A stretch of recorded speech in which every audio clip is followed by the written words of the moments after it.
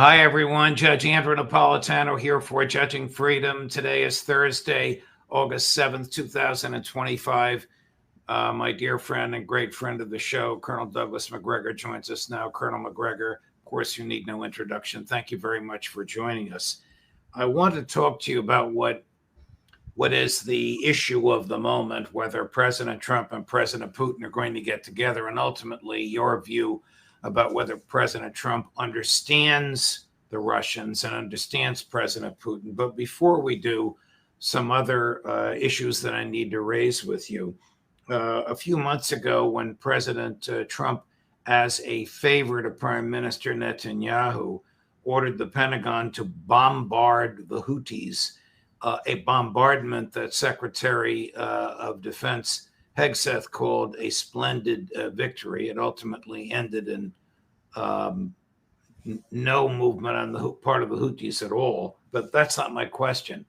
Did the U.S. dangerously deplete a certain category of missiles which were used by the Pentagon in that fruitless attack?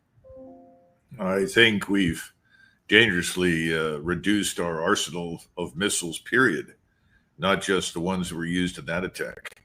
And of course, you're referring to the article that we discussed earlier today, or at least I think I sent it to you. Yes. And what this article reveals is that, we're woefully behind in the production capacity of all these missiles. They were talking about the SM-2 Block 3, which is actually an SM-6 missile now. We can produce, we think, roughly 500 to 600 a year. If you're going to do the kinds of things we are doing, if you're going to risk war, all-out war with anybody today who has any military capability at all, you need to have a production capacity that is 10 times 600. And that's just the SM series missiles. We haven't even talked about the Patriot missiles. All of our missile production is very limited, and we have done nothing to fundamentally change that. And this is not a new problem, and that's part of what was in that article. We have flag officers, in other words, admirals in the Navy and generals, I think, in the Army and the Air Force, all of whom should be held accountable for the dire straits that we are in with regard to the production of these missiles, because they're the ones that over the last 30 years have been in a position to change this outcome, and they haven't done it. And of course, then you have the Missile Defense Agency, which is another culprit. We spent an awful lot of money. We don't know where it went. We're not sure what we are getting for it. So the whole thing is a disaster, frankly. And if we are drawn back into the war again with Iran, which I suspect we will be, well, then it's going to be even more acute then, because we haven't been able to make up the shortfall that we've ended up with at this point. How, I don't want to get too deep into this, but how much of our supply of missiles for our own national defense has been depleted by this folly in Ukraine? Oh, well, that's been an enormous drain on us. That's why the joke that came out as soon as we announced that we were going to have another package that President Trump was going to sign off on. That's in addition to the $55 billion that's currently under discussion. The joke was, well, nothing will show up for at least a year with regard to Patriot missiles and radars. And when it does, you'll end up with 17 minutes, if you're lucky, of air and missile defense. In other words, you just don't have the density of missiles that you absolutely need if you're going to provide any effective point defense, not area defense, point defense. In other words, you can't defend Ukraine, but you can defend certain points. Well, right now we can't even do that. And then when you start talking about a potential conflict with Russia, I think the NATO study that came out last year is still unchanged, and that is that we can defend perhaps 5% of NATO territory against air and missile attack from Russia. Well, that's nothing, Judge. This is all absurd. That's why the threats that we've been making are utterly foolish and empty. If President Trump and Secretary Hegseth unleash this foolish General Donahue to take Kaliningrad, what will happen in response to the American troops in Europe? That's Russian national sovereign territory. So we have to assume that that would be regarded as an act of war against the Russian state. If you pay attention to what's happened over the last few weeks in Belarus, there is an effective unification underway between Russia proper and Belarus. Unification in the sense that Belarusian citizens, there are only 8 million of them, but they can now vote in elections that occur inside Russia. They can hold office inside Russia. In other words, effectively, Belarusian citizens are being given all the rights and privileges of Russian citizenship. In return for this, you have these Orishnik missiles that are also deployed on Belarusian soil. That means that right now, in areas that are just west of Minsk, they can launch missiles against Germany, which would be undoubtedly one of the targets given the numbers of forces we have in that country. And that would be impossible to stop because they're hypersonic and they would arrive within a few minutes. In other words, you're no longer launching from Russian territory. You're launching from Western Belarus. So the idea that you're going to successfully overrun and take East Prussia, called Kaliningrad now, is absurd. It's not going to work out that way. Frankly speaking, I don't know of any operation in modern military history where somebody said, we're going to attack this enclave that is heavily defended and we'll take it within the space of a day or two. I mean, it's just sort of absurd to even make such a statement. So I think it's nonsense. I think it was a bluff, frankly, and a very ill-considered bluff. And I don't know why the White House permitted it. You know, I'm assuming that the White House and Hegseth knew it was coming. If they didn't, then one wonders why Donahue is still on active duty. But that's another issue. Well, they must have known of it because they didn't rescind it. They didn't neuter it. Yeah, I think this is back to something else that we've discussed repeatedly, though, Judge. President Trump is someone who believes threats and bullying work. I think this is the product of his New York City life experience and the real estate market. And, you know, frankly, if you look at the White House right now and the people running things and surrounding Trump, it looks like the New York City delegation is running our country. So it may be that everyone is of one mind, that threatening and bullying is an inherently good idea and that it works. I don't see any evidence for that. And I think it's very dangerous, particularly with Russia. But I suspect that may be the mentality at work. Well, before we get to Russia and President Putin and President Trump, your friend and colleague, Colonel Lawrence Wilkerson, agreed with his friend and colleague, Colonel Bill Ator, that the United States is a failing, flailing empire. Do you agree with that characterization? Well, the administration is flailing, and I think they are ultimately failing right now.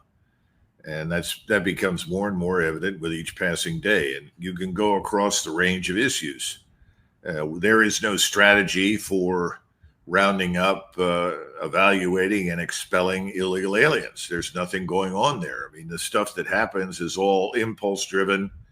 I see no evidence for a serious effort to deal with the problem on a national level. That's one example.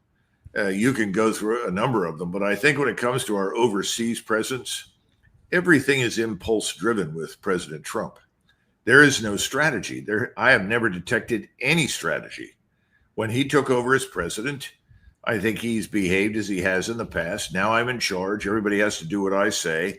These are my ideas. We're going to go forward and implement them. And when he runs into opposition, he usually backs down. Then he tries something else. In other words, there is no coherent strategic framework that guides the application of military power or a national industrial policy. You see the same thing with the tariffs. Everyone who opposes me and what I want to do to Russia will have to face 100% tariffs. Then they suddenly back down and say, no, only 25% tariffs. Well, the next question is, why tariffs at all? Well, we're going to punish you, India, with whom we've had friendly relations for a long time, that is known to have good relations with Russia. In fact, India is a state you would turn to for help and assistance in communicating your desires, your goals, and interests to Russia. It's not a state that I would offend or alienate, but that's what we've done. And so Mr. Modi has said, thank you very much. We're not interested. Go fly a kite. The Japanese have said, we're going to buy all the oil and gas we want from Russia. It's all part of the same thing. There is no coherent strategy with attainable political military objectives. None. A few minutes ago, Israeli Prime Minister Netanyahu announced that it is now the public policy of Israel to use the IDF to occupy the Gaza Strip. If he asks President Trump and President Trump orders American troops on the ground to help Netanyahu, troops not there to feed Palestinians, but to kill them, what do you think Secretary Hegseth will do? And what do you think he should do? Well, he'll implement the order. Everyone in Washington will. Do we have to go back over President Netanyahu's 5 standing ovations in front of Congress? I mean, who is in charge here? Let's wake up and smell the proverbial coffee. Prime Minister Netanyahu is, in fact, when it comes to these matters, President of the United States. He's in charge. Now, the question is, what do you do if you're in uniform and you're being ordered to do something that you regard as atrocious, as contravening, basic law of war and humanity?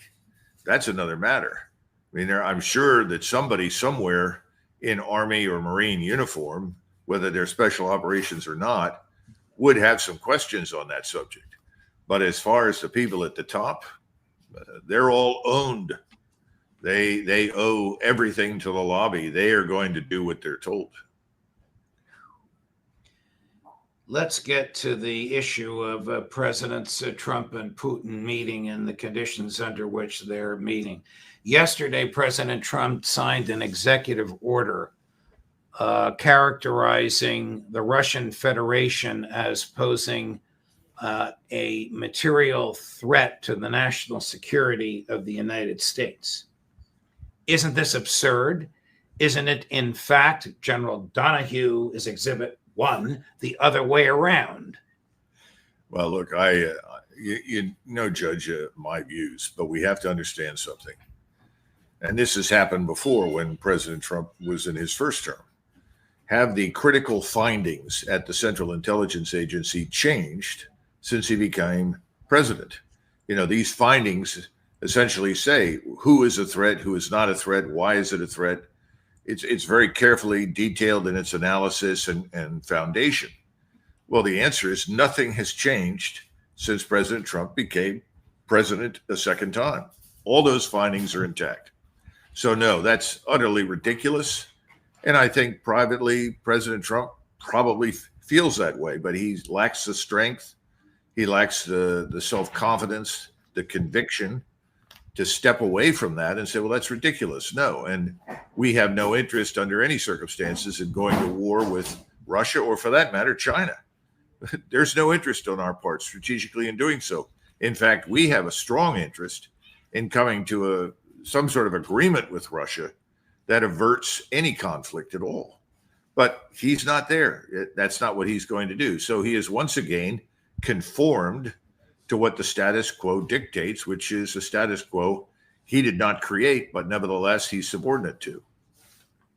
Why would President Putin negotiate with President Trump while he is funding a war against Russia, while American intelligence agents are arming missiles and other projectiles trying to kill Russian troops? Donald Trump kills the people he's been negotiating with. Just ask the Iranians. Well, he's picked that habit up from Netanyahu, who kills most of his negotiating opposites. Look, I think we have to understand a couple of things. The Russians have always been receptive to the idea of talking to us. Or let's go back to the Biden administration. It was not the Russians who refused under any and all circumstances to speak to President Biden or his administration. Far from it. We were the ones that said, no, we will not talk to you. We are morally superior to you. You are bad. And because you are bad, we can't talk to you. This is sort of standard leftist nonsense. President Trump came into office, and the Russians made it very clear that they're quite willing to talk to him. So this is not new by any stretch of the imagination. However, the question is, what is the purpose of the meeting? The Russians aren't fools. They know how President Trump thinks and behaves. President Trump is very short term in his horizon. He's not looking long term at anything. President Trump thinks in terms of, I got to get a win. Well, I got to be the guy that wins. I have to dominate this. They know that. So the real question is, why are they bothering to meet with him? We don't know what President Trump has privately said, because the Russian position is very well known. It's not going to change. Now, there are things that we can do that can accommodate them, and there are things that they could do that could accommodate us, particularly if we're willing to look at a larger strategic picture. And the Russians, if you go back to 2021, before the intervention even began in February of 2022, they set some proposals to us.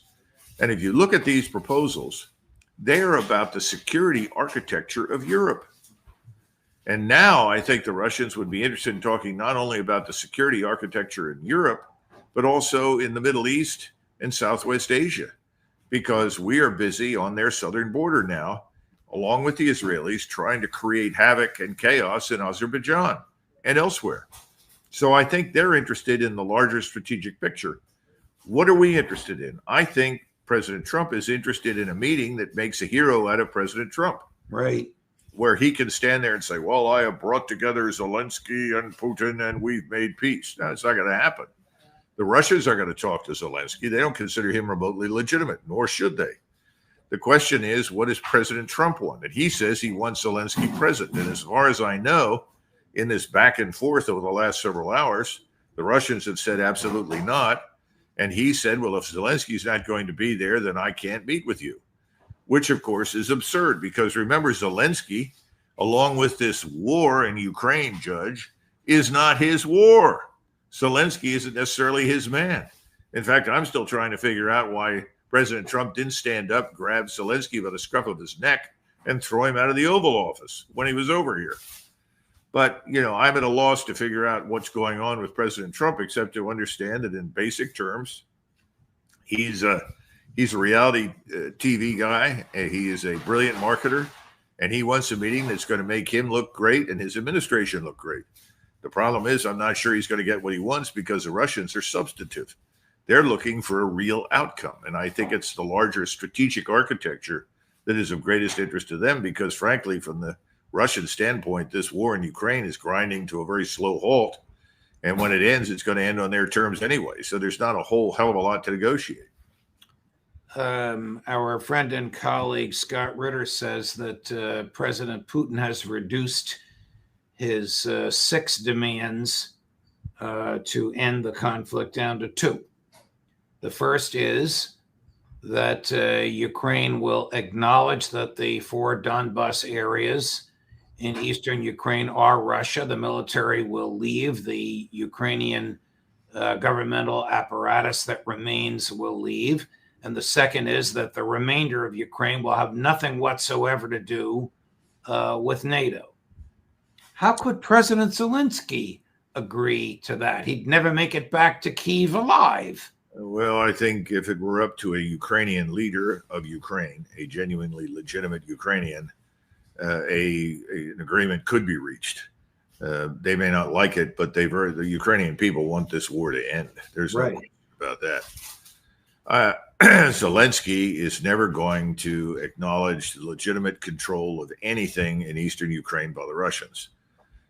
So that's the first thing. So that's an absolute non-starter. Secondly, Ukraine has to be demilitarized. That is, whatever remains of this Ukrainian state, what we call rump Ukraine. And I'm not sure that the current Ukrainian leadership is prepared to go along with that either. I'm unconvinced that there are only 2 demands, though. I listened to translated, of course, comments by Yushakov this morning, who was speaking for the government. I did not get the impression that all but those two demands had been brushed aside. Okay. So I'm a little skeptical of that. Well, make it even more difficult for there to be any kind of an agreement. Do you get the impression? I do, and my impression is from a Russian talk show called The Great Game, on which I appeared a few hours ago. And one of my questioners was a former general, the head of the Russian military intelligence, who's now a Russian senator in the upper house of their legislature. They're of the view that after President Putin told Mr. Witkoff that he would meet President Trump, then the Americans added the condition of Zelensky being present. Then Putin's people immediately said, basically, what are you, crazy? That's not going to happen. And that's the Russian understanding, or my understanding of the Russian understanding of how this played out in the past 5 or 6 hours. No, I think that's probably true. And again, this is the sort of thing that President Trump probably was accustomed to doing in the New York City real estate game. In other words, you arrange for a meeting on the basis of assumptions that are then suddenly overturned once you agreed to the meeting. And there's no doubt that Witkoff probably said the president just wants to meet with you and wants to discuss a range of issues, and we think it's important to talk, and then ultimately leaves, and then later on it's announced we want Zelensky to be present. Again, the Zelensky piece is a complete mystery to me. That man and his regime are part and parcel of this whole sick MI6, CIA, Biden administration cabal that brought it into existence.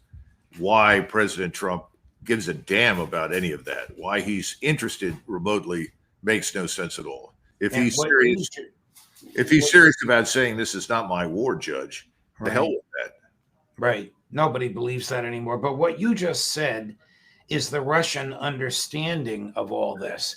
Does Donald Trump and do the people around him, Vance, Hegseth, Rubio, whoever else you want to put in that group, I don't think they understand the Russian mentality or Vladimir Putin's thinking and personal determination. Do you?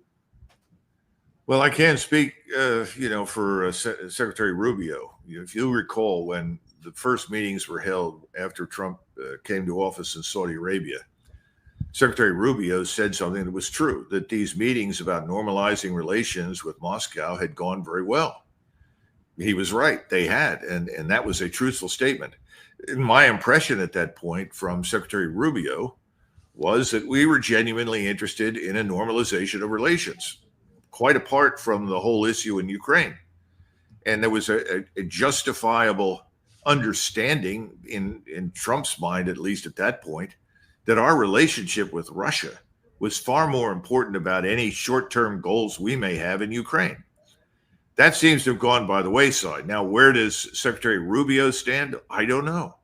I'm still trying to figure out why Witkoff goes to Moscow and not Secretary Rubio. Well, because Witkoff is the de facto Secretary of State, because he's a billionaire real estate developer who worked with Donald Trump. Rubio is the legal Secretary of State.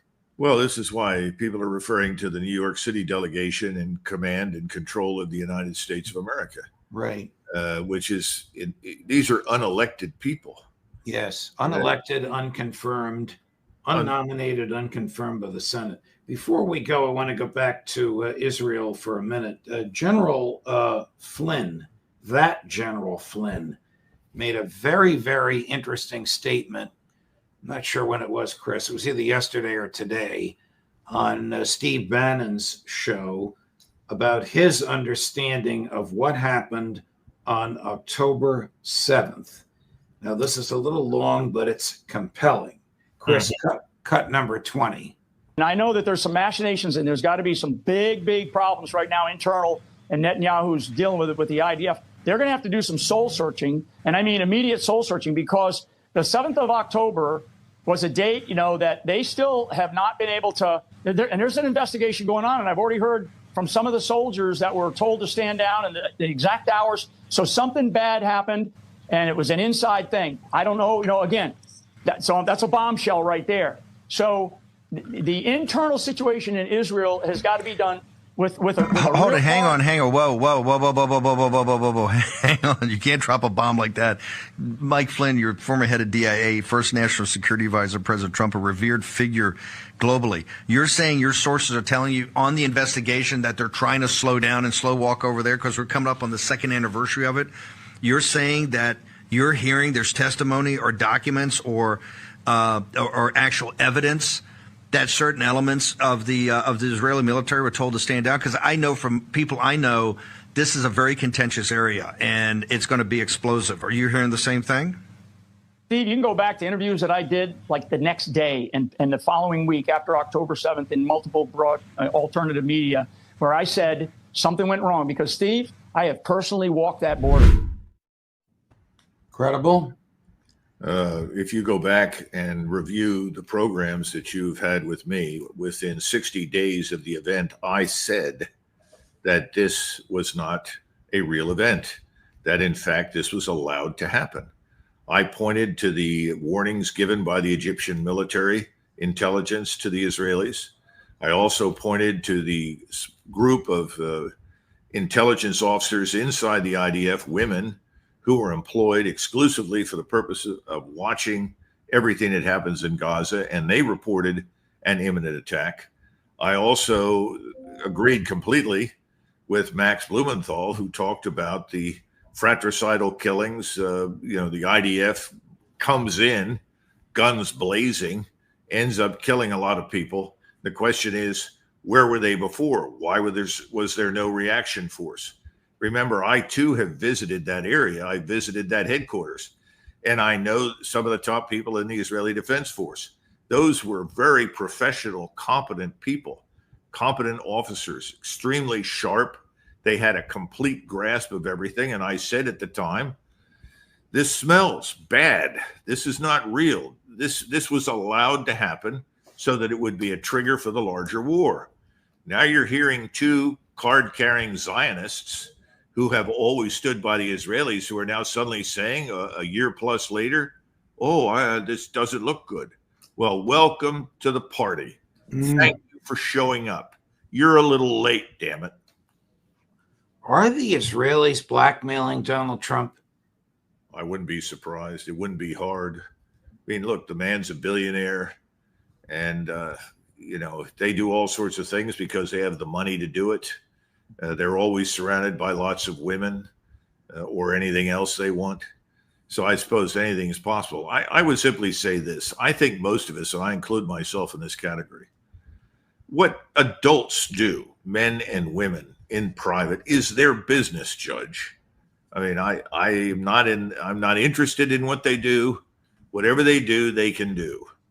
But when you include children, it's over. Yes. That is unacceptable. And that's the real question here, because we know that Epstein was a pedophile. We know that he was feeding the appetite of pedophiles. This is a procurer, a pimp. And this man was actively engaged in blackmailing, not in the usual sense for money, but working for the Mossad. And I don't doubt the CIA had a hand in it as well, maybe MI6. So unfortunately, the possibility that he was or is being blackmailed is real. The question is, for what? If it's women, come on. Every NFL star, every National Basketball Association player, all these people, they have endless access to women. And if they're in the other direction, men, I suppose. We don't care. That doesn't matter. I mean, it may be unsavory. It may lower people's opinion of someone on the basis of that kind of behavior. But what really counts here more than anything else is children. We have too many children disappearing in this country every year. We still have children being trafficked over the border with Mexico and, frankly, into our harbors and across into Canada. It's horrendous. It's offensive. It's wrong. It's evil. That's what bothers everybody. And that's what President Trump needs to be sure he is not part of. I suppose he's tainted just for being a friend of Epstein. He must have known what Epstein was doing. I would find it inconceivable that Trump himself engaged in this, but he must have known what was what was going on. Well, when you lie down with pigs, you inevitably come up smelling like garbage. That's the bad news. And again, I that's the last thing I want to hear about the president of the United States. Correct. So I hope that's not the issue, but I think they're going to have to come clean with this. I think these Epstein files are going to come out. And if it does turn out that he's being blackmailed, well, first of all, if that's the case, then he has a choice. He can either endure the shame and the misery of being outed publicly, or he can resign. But if you're the president of the United States, you cannot make policy decisions on the basis of what a foreign intelligence entity is holding against you. Right. Nor can you give a commutation or a pardon to the sidekick of this pedophile, whose conviction was based on the evidence of those she transported to him. Well, and I think what's even more disturbing is the reports that are coming out that wealthy Jewish billionaires and others are pouring money and influence into whatever they can to help and rescue this woman. I don't understand that. That's reprehensible. That's the last thing. And that's probably one of the reasons that she's now being released from the prison where she was being held and given some sort of minimum security opportunity, which, as I understand it, when it comes to sex crimes, you shouldn't have that option. She's in a prison that is forbidden to house sex crime people, particularly people that were involved in trafficking, but that's where she is. Whatever she said to Todd Blanche, Trump's former lawyer, now the number 2 person in the Department of Justice, was enough to cause them administratively to move her. All right, enough with all this. Colonel, thank you very much. Thank you for letting me. I could just add one last thing for everybody. Sure, of course. You remember that President Trump sat in the Oval Office and turned to Zelensky and said to him, "You have no cards to play." Right. Well, right now, President Trump in Ukraine has no cards to play. If telling Donahue to threaten war against Russia is the card he thinks he has to play, then he's lost his mind. Because the thing we need to keep in mind, if you go back through all these simulations that we have had over many, many years, and I'm talking about in my experience in the military when I was on active duty and since then, all of the ones that specifically were involved with the Soviet Union inevitably escalated to the nuclear level. And when they did, people concluded pretty accurately that once you hit that level, it was very difficult to control anything. And the notion that you could use a so-called tactical nuclear weapon and be sure that everyone on the other side would know, well, this is only tactical. As Colin Powell said at the time, I don't think you can drop a nuke on someone and then tell them this is a small one and not expect a response. It's just nonsense. I think we've reached the point where James Madison, and you're a better constitutional scholar than I am, I think it was in number 10, he said that they're trying to structure power in such a way in government to compensate or at least cope with the possibility that we will not, quote unquote, always have an enlightened man at the helm. The problem is we've reached a point where I don't think we have very many enlightened men. Anybody who talks casually, as this 4-star did, this man Donahue, and another co-architect of the disaster in Afghanistan and its withdrawal, once you talk in those terms, you demonstrate that you've lost touch with reality. And the bad news for us, or I guess the good news for us, is that the Russians haven't, because Putin has bent over backwards to avoid these provocations leading to a nuclear exchange. That's the last thing that he wants, and he will do everything he can to avoid it. But at some point, he will lose patience if we persist along these lines. And I would not want that to happen. I think it would be better for us to now exercise some restraint and find a different way forward, negotiate intelligently. But first, if you're going to meet with the man, and this is something President Trump needs to understand, you have to have a larger strategic architecture in mind. It's not enough just to have a meeting and say, well, let's sort out Ukraine. No, let's sort it all out. Let's make it clear what our interests are. What are your interests? What are our interests? How do we make these harmonize? And if we can, then we can avoid future conflict. That ought to be the goal. I don't hear anybody saying that. I don't know if Donald Trump understands that or even cares about it, or if he just wants to bring about a even temporary cessation in activities so that the people who vote on the Nobel Peace Prize, for which he was nominated by Benjamin Netanyahu, you can't make that up, will look upon him favorably. Well, the group of women in Norway that decided, the last one that I paid attention to, gave it to Barack Obama for being not white and getting elected. Right. Now I suppose you could turn around and do something equally stupid for Trump. I don't know. I've kind of walked away from the whole Nobel Peace Prize business. The ones that have to do with substance, especially science, engineering, technology, and possibly literature, are meaningful. But this business with the Peace Prize, I don't know that it's all that meaningful anymore, Judge. Yeah. Colonel McGregor, thank you. Thank you for allowing me to chat with you for this duration and on this vast array of topics. Thank you for being the way you are.